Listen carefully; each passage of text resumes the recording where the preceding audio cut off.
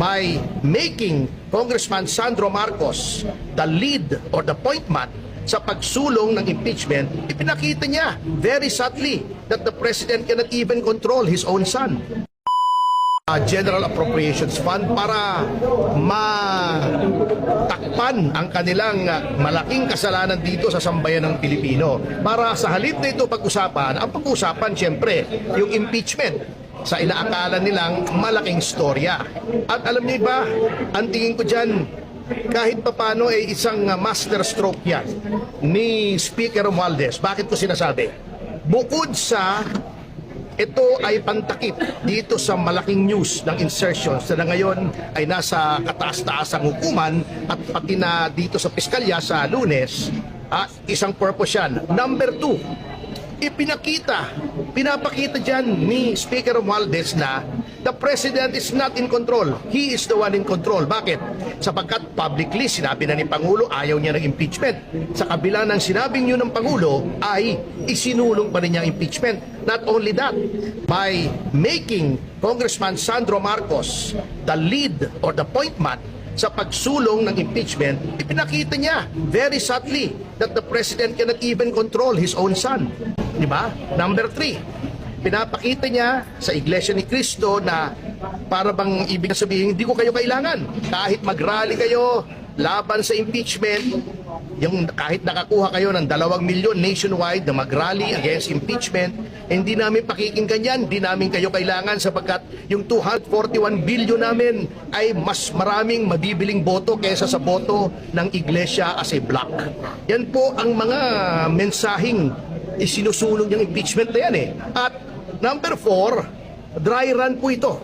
Sapagkat kung hindi man matutuloy ang impeachment at kongresong ito because of lack of material time, pwede ulit itong ilitin after the 1-year moratorium at pinakita ni Speaker na siya ay may supermajority na anytime kaya niyang ipa-impeach si Vice President Sara Duterte, and indirectly pinapakita niya that he can hold the President hostage. Why? Because siya mismo kaya niyang ipa-impeach pati ang Presidente.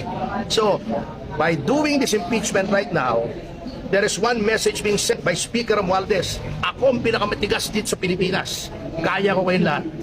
Salamat. Sir, kasama po ba kayo sa legal counsel ni Vice President Sara sa impeachment? Hindi po. Yan naman hindi tayo pwedeng magpresenta eh.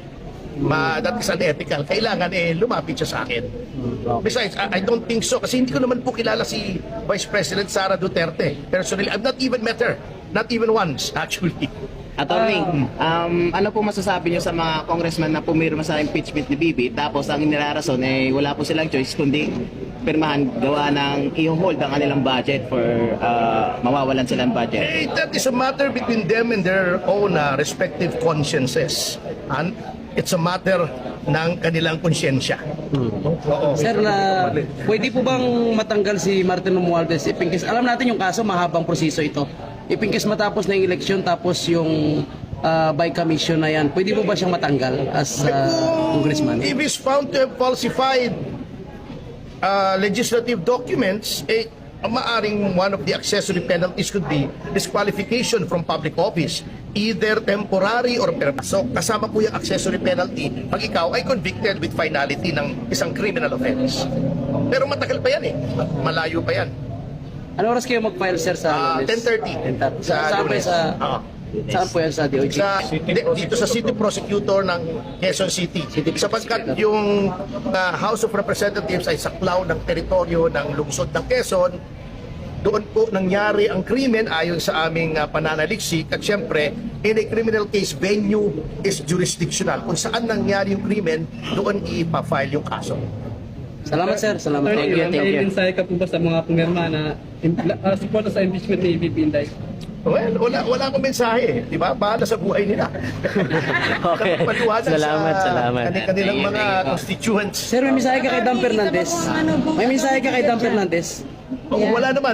Kaya lang, alam nyo na itong si Dan parang, alam nyo, kaibigan ko yung si Dan. Walang biro, nag-free concert pa nga ako doon sa bagong Coliseum niya sa Laguna noon a few years back, video pa ako.